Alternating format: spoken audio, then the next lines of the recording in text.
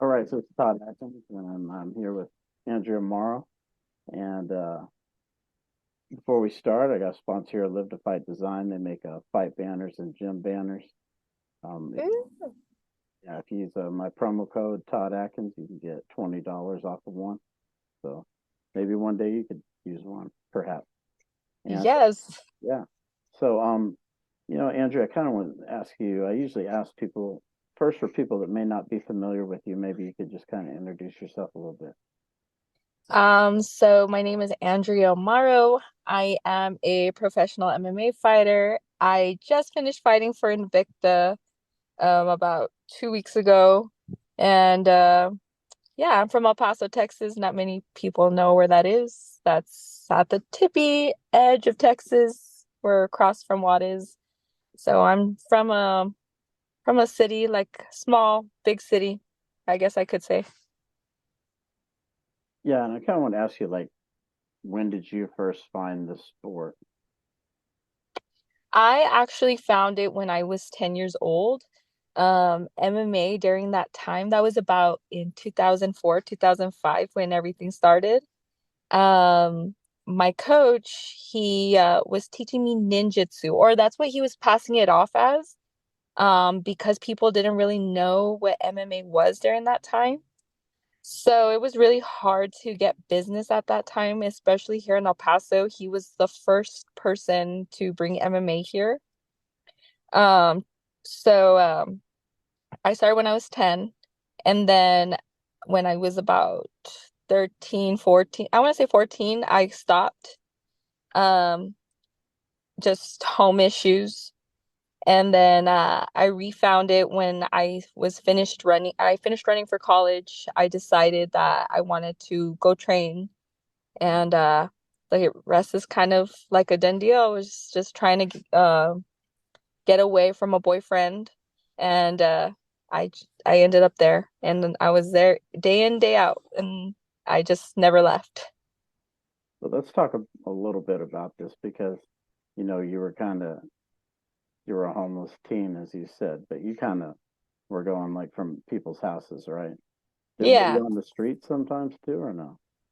I was at some point living in my car.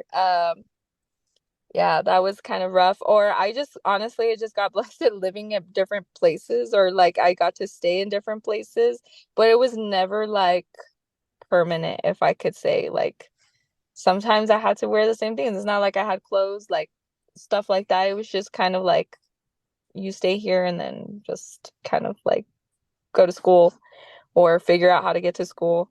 So it's kind of like that, I guess I could say. Yeah. So when you're going to school, were you in Mhm. high school at that time?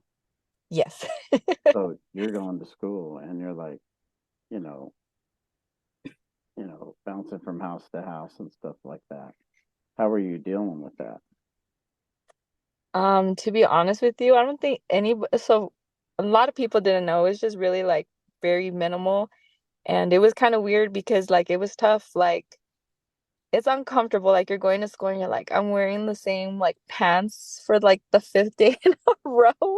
And it's like they're torn or something like from like the time I left my house and stuff like that. Um, I don't know. It was rough. Like sometimes I didn't even have a ride home. I was still managing to uh stay in practices and stuff like that because I was in sports. Sometimes I had to find my way back home. Like I didn't have rides. I don't know even I don't even know how I got through that, honestly. I just kind of went through it. It was just like one of those things where it was like I was in survival mode. Did you tell like teachers at school, or did they figure this out? Um, no, I told my running coach, a counselor, Yeah. and pretty much they just made sure like I had like I was good, like as far as like when I came to school I was eating, and I just maybe I had if I had somewhere to go, and at the time I did, and then I didn't. And I try to keep people out of that just because I didn't want to end up in weird places. Um so I just kind of like bounced house to house for a good little chunk, I was staying with my best friend during that time, but then like they moved and um it was just always like unstable. Like I was just always like bouncing from everywhere. Like it was just like I never had a set place to stay. What do you think you learned from that?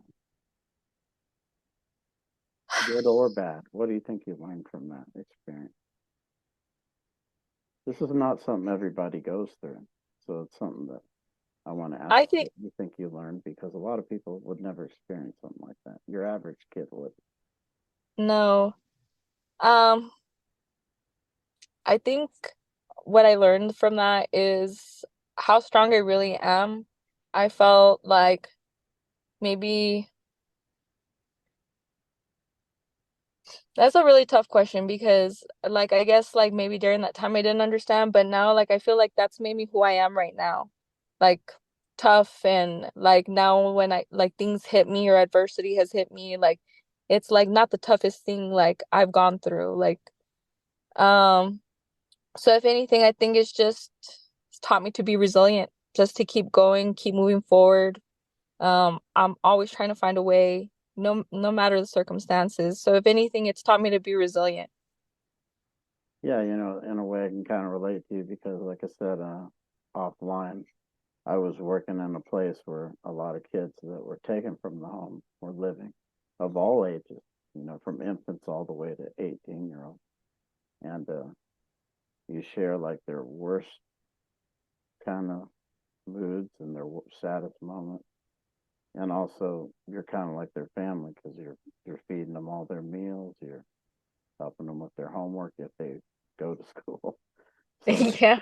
some choose not to, but you do recreation with them, all that kind of stuff. You're with them 8, 16 hours a day sometimes, because they want you to work double shifts or whatever. So yeah, it's intense. And there's a world of people out there like that that a lot of people Yeah. don't know about, so it's What awesome. happened to my lights? Yeah, you lost your life. Yeah, I'm sorry. Hold on. that's all I'm right. so sorry. But that's something when I know I had heard you talk about that in another interview, so I really want to talk to you about that because obviously it's something that I had experienced with these, kids myself. Yeah. And it's interesting you said that, you got all that resilience and stuff because that's what it takes, I would say, for kids who have to go through that because a lot of them don't have it. Even though they're in that situation, a lot of them don't have it. They, I, like, there's this guy who releases mugshots of everyone who gets arrested here in Tulsa, Oklahoma, and I've seen so many of them since then as Yeah. young adults. Very few of them are successful. Very few. Yeah, yeah, it's just and that too, being staying on the straight and narrow too, like that's tough too. Like I can, it's just I like again, I just like I said, I've been blessed just for the people who have been in my path and who have just like gotten me by, honestly. Like that's really what um has kept me going and keeping on the straight and narrow and not taking like another path that I most definitely could have taken. Now, did you get into wrestling in high school first? I know you were doing cross country, but as far as like martial arts go or combat type training, did you get into wrestling first?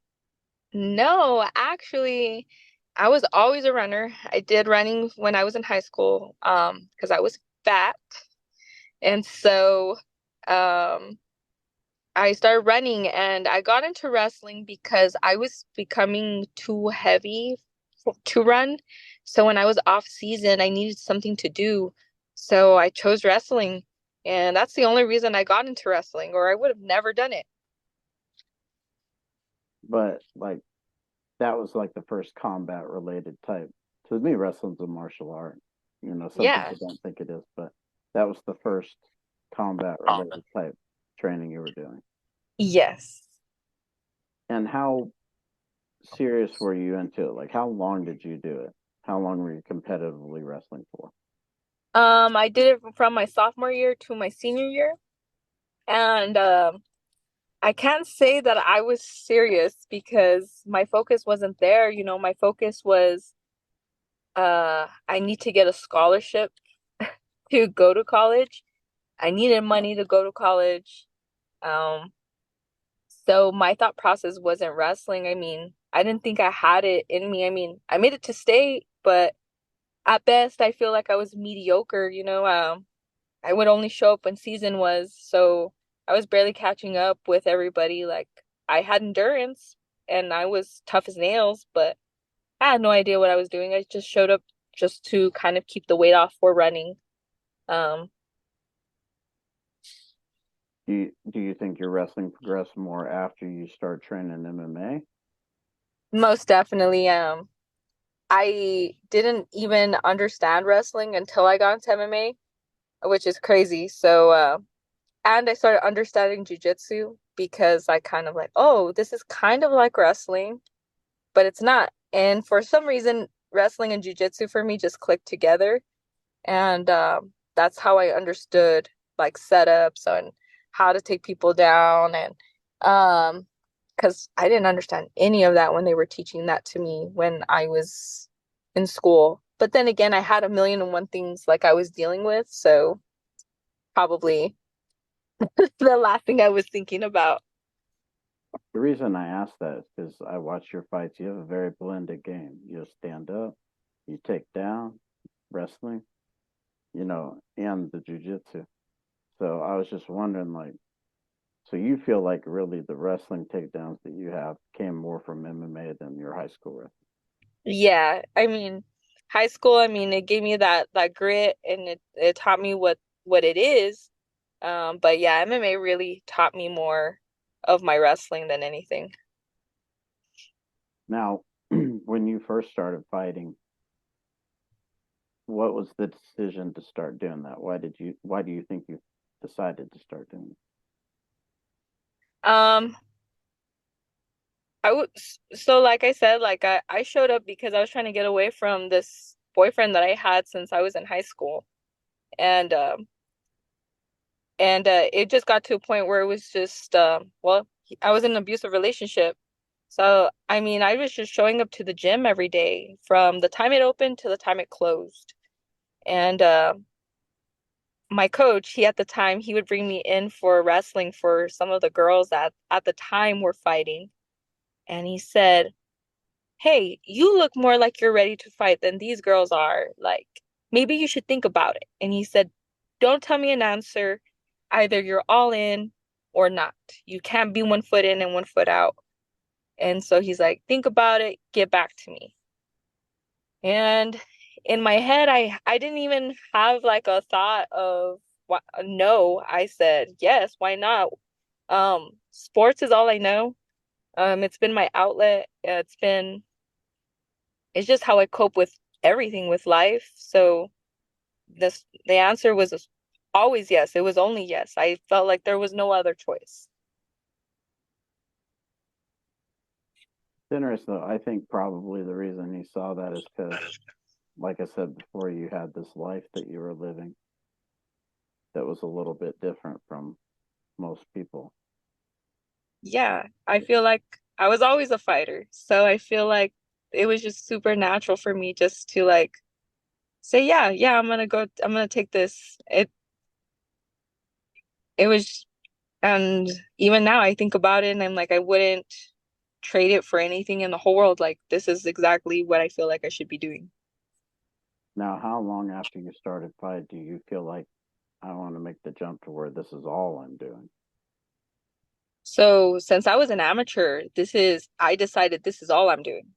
Um, when I started, it's funny because this is the same year I meet my ex-husband. I was married and I like to thank him because of him, I was able to do uh my be all in, be 100% in what I was doing at the time. So I decided off the rip that I was going to do this. Like either I was all in or all out. I'm not one of those people like, oh, I'm kind of teetering. Like, that's not who I am. Like, either I go 100% or I don't do it at all. Let's talk about that. So when you go 100%, what was that like? Your life like trying to do that? Well, my job at the time, I was working at a psychiatric hospital. And I remember at the time that, they were kind of messing with my schedule. It was hard for me to get days off. They were making it hard for me to get days off. And, I said, well, you know, whatever, I'm quitting. And I didn't think about it. Like, I didn't think about the consequences about that, but I quit. And mind you, I'm behind on, car payments and all that stuff. I have bills to pay. Um, and my ex-husband at the time, he wasn't married to me. He was just my boyfriend. And he was like, he saw how stressed I was, and he was very gracious enough to like take on that responsibility. It was tough on both of us. It was kind of like a little struggling point, but he made it work. Um I don't know how he did it, but he honestly it was not a bad transition. He helped me a lot. How long did he help you for, you think? For about 3.5 years. I mean, we were just young. We were both young. Good guy. But I always give thanks to him. Without him, I don't think I would have been fighting still. People don't understand how much money, time, uh, and sacrifice, this sport takes, and he provided that for me. He definitely made sure I had a roof over my head, I had clothes on my back, I had training gear, made sure I had things to go out to go travel, he took care of me for a good majority of the time. Now, when you weren't no longer with him, how did you kind of feel that, where you could still do this stuff full time? So that was like a really like struggling point for me because like, okay, well, now I have to figure things out on my own. At this point, I also try to decide maybe if it's the best thing for maybe me to move and see if going out of town might help me. Um, so I decided to move to Arizona. I was at Fight Ready for about maybe a little less than a year. Um, and I was a correctional officer. Um, it's not the same as being a correctional officer here. They have like I guess contracts like comp and like pri-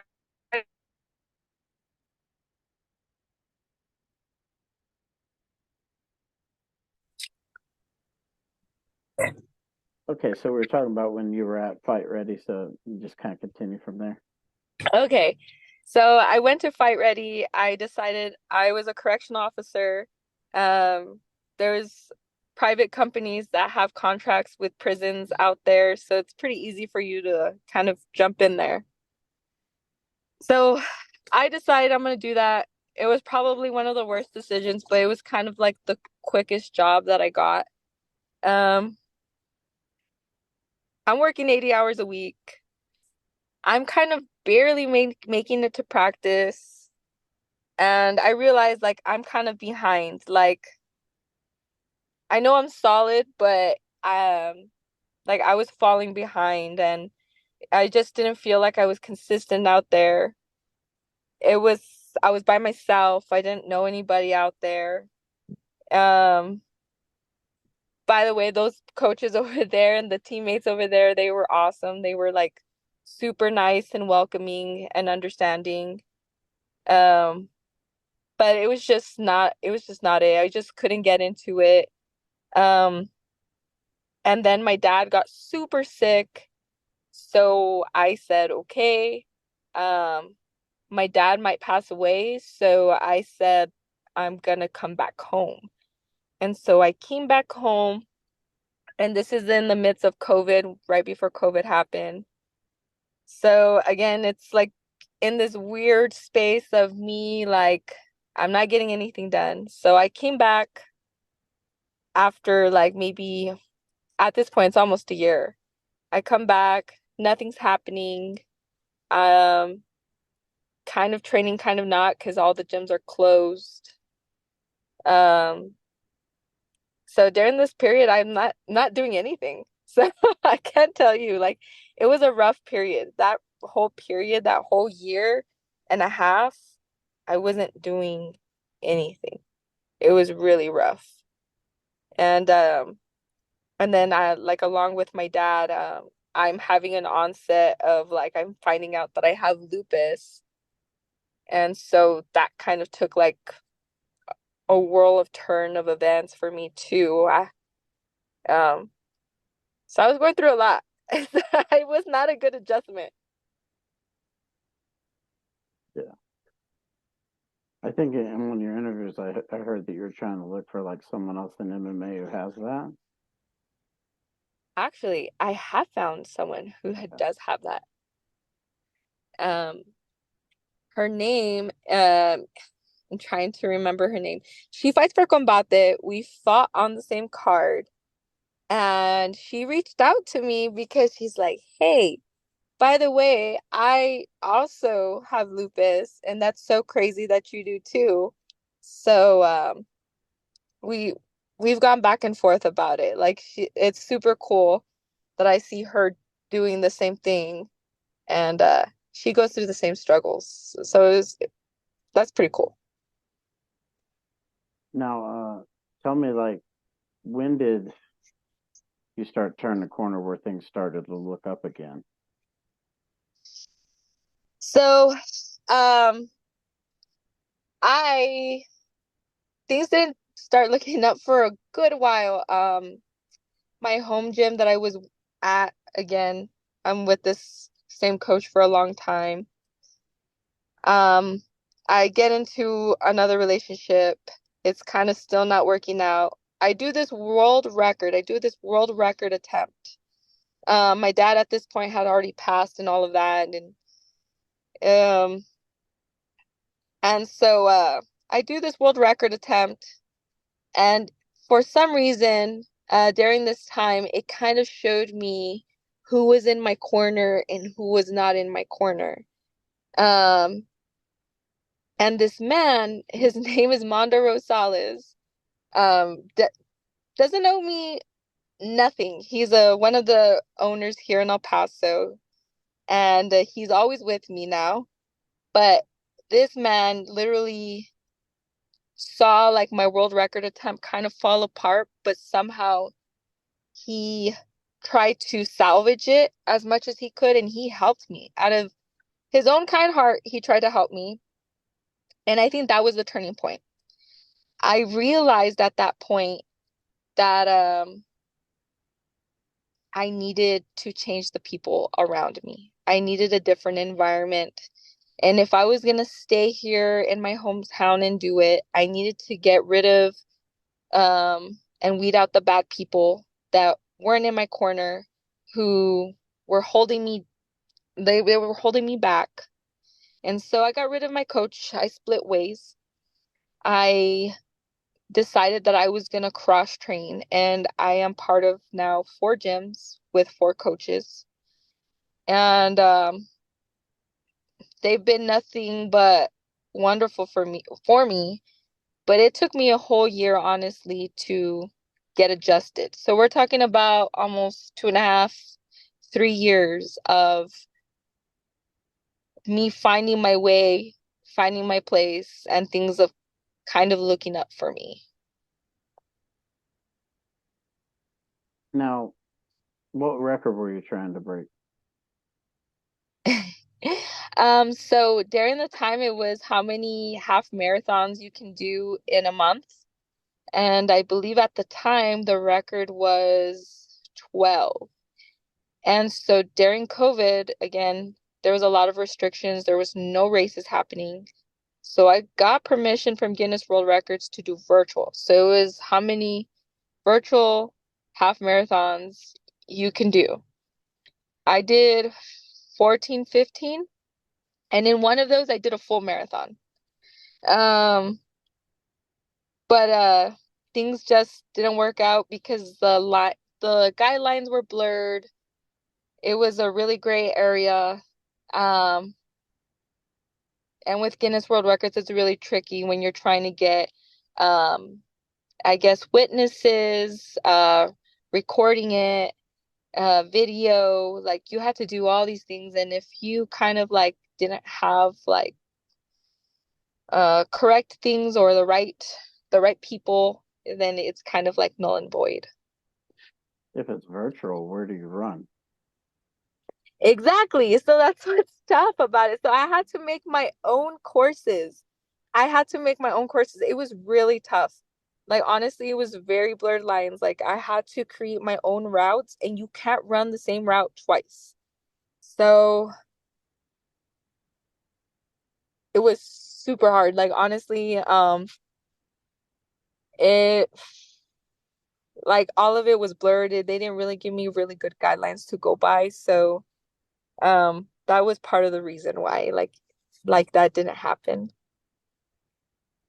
So, as you're kind of trying to, turn a corner and get more positive direction in your career, kind of take me through. I would assume like when you got into Combate, that was kind of like maybe the first, maybe turning point. Am I right?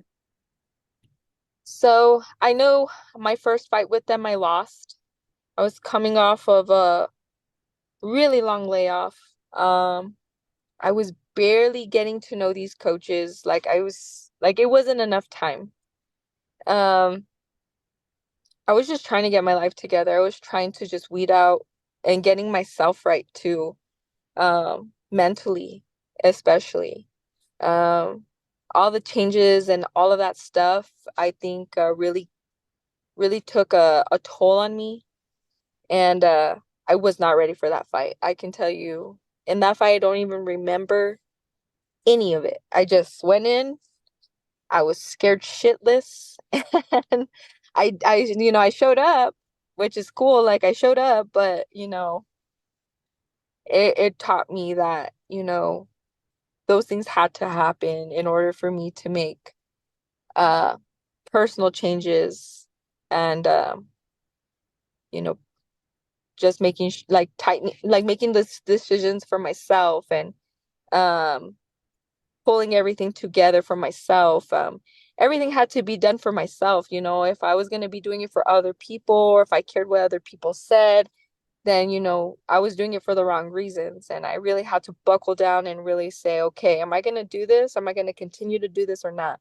Because if I'm not, then I need to take a step back.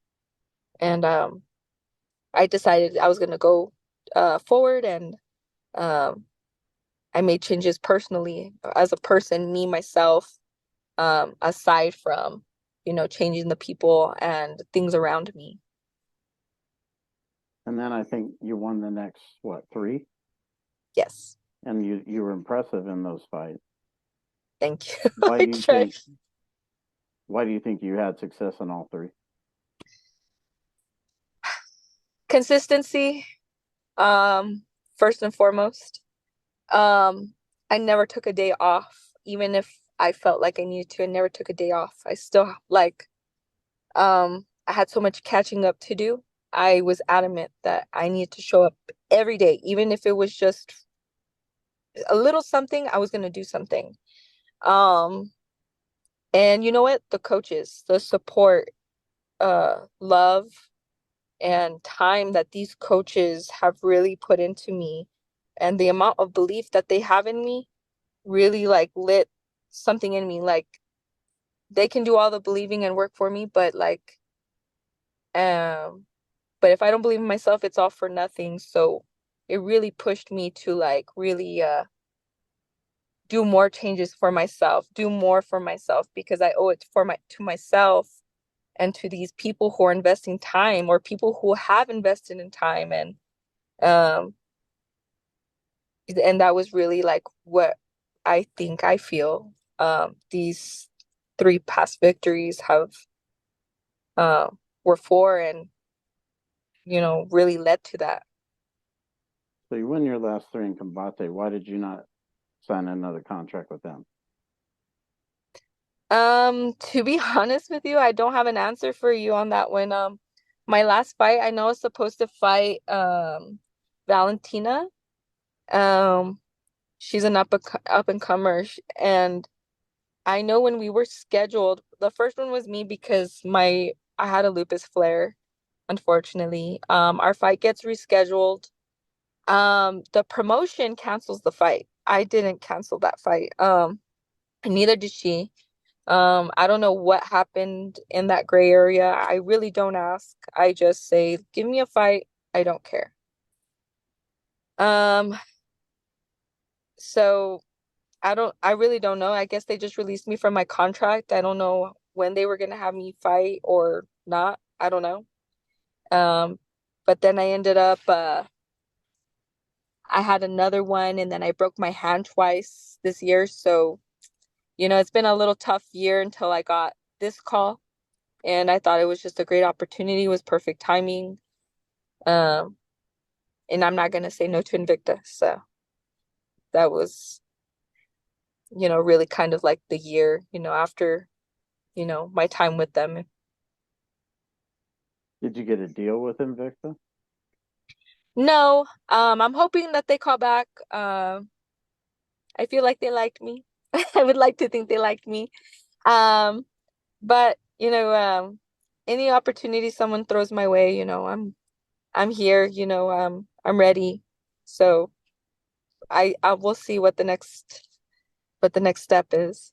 Maybe in some ways that might be good because you're not like tied down by Combate. There's Invicta, LFA, Fury, these other different shows. Yeah, definitely. I that is like the upside of everything.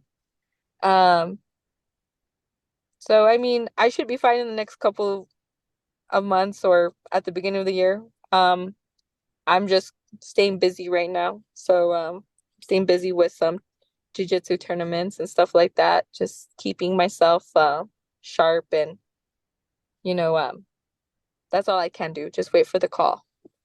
Yeah, I want to talk about that because I know like you're a brown belt in jiu-jitsu, right? And it's a very strong part of your skills and fight. How much like competition jiu-jitsu have you done? This year before fighting, I did two. I did ADCC in Dallas. I got second. I did the advanced um at 121 pounds. So I would say getting second for not doing something super, never doing something super big was pretty good. Um, and then I did a super fight against a brown belt from Fight Factory in Dallas.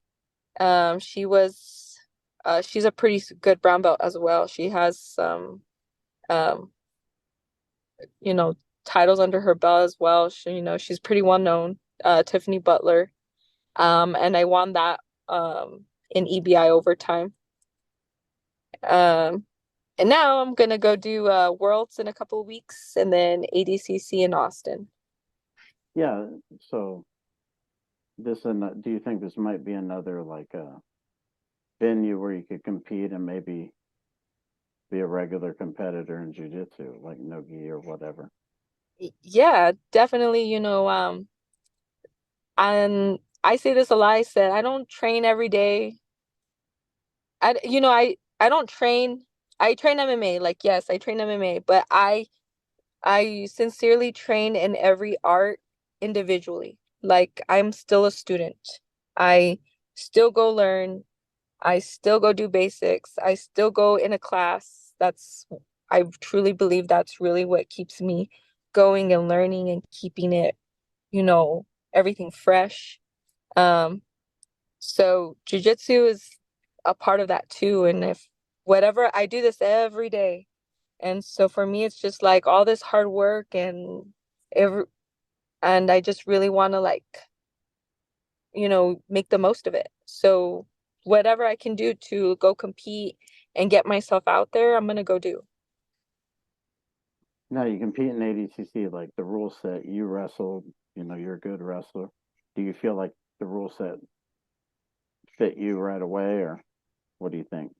Doing it the first time. Yeah, I do. It's actually kind of like fun. It's something that, again, it's like my first big tournament. So it's not Worlds is gonna be my first IBJJF tournament. So, again, that's a different rule set. Right. But for me to be exposed to a big tournament like that, and it's a wrestling sort of style, it was kind of like it was like comfort. It was like I was at home. I felt comfortable. Now, when you go to IBJJF, you're doing the gi. What do you think? Is it going to be the transition? Is it going to be difficult, easy? I don't know. I guess I'm gonna find out, I I don't I mean never from a had results standpoint. I mean from you training personally. me training personally. No, our game plan really hasn't changed so much. We're just very mindful, like obviously you can pull guard, you can do those things.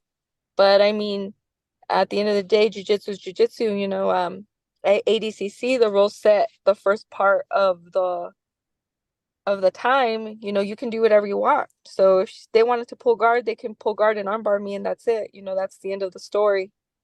Um, so I feel like, nothing really has had to change. Do you train in both pretty much the same amount of time or no?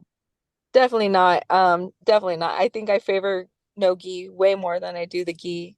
I do get in trouble for it and with that a little bit, but I do train. I am a brown belt in the gi. I do both. But um, I would say like I do more no gi. Definitely more no gi. Now, as a person who, like I said, you're very good at jujitsu. Why do you think you progressed as you did? Um, People, the people I have around me, accountability. They show up for me, I show up for them. The people I have around me, they also compete. So it's like, um, I know we go do our stuff. Personally, we go perform by ourselves, but we don't get ready by ourselves. So we show up for each other. So it's cool to have a group of friends. It's so crazy. We have a group of friends, and I have bunches of group chats where we're talking trash to each other, making sure we're keeping each other accountable, like we show up. And if we don't show up, like someone, you're getting called out. You're getting called out, and it just makes everything fun. So I definitely contribute me getting super better because it's supposed to be fun. It's fun. It's fun to go to class. It's fun to go train. How fast did you progress? I really think within the past, maybe within the first year I was with these guys, I was not a purple belt. When I got my purple belt, I was not a purple belt. I was a solid blue belt maybe, but I had a lot of catching up to do. So I think me being here every day, I progressed pretty fast within the year to become up to par. So, and now I can say here and say I'm a brown belt. I've tested myself against world champs, black belts, when I was at ADCC. And if that didn't prove to me I was a solid brown belt, then I don't know what does. Those girls, they do all of this stuff year round. And for me to like compete there and even remotely place, for me, that just shows me, where I'm at and where I can be. Are you gonna do trials? I that's the plan. That's really what would like to do. The West Coast trials, yeah. I don't think I'm doing West Coast Trials. I think they agreed that I do ADCC Austin. I think it was either Austin or going over there. So I think I'm doing the one in Austin. So when do you think when do you think you said maybe the next fight you would have you think might be January? Is that what you're shooting for? Yeah, I'm hoping January. If not, for sure it's gonna be February.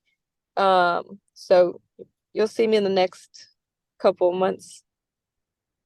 Now I did want to ask you kind of before we kind of cut off on the interview a little bit, like who are some of the other fighters that you kind of watch, or maybe you think influenced you a little bit?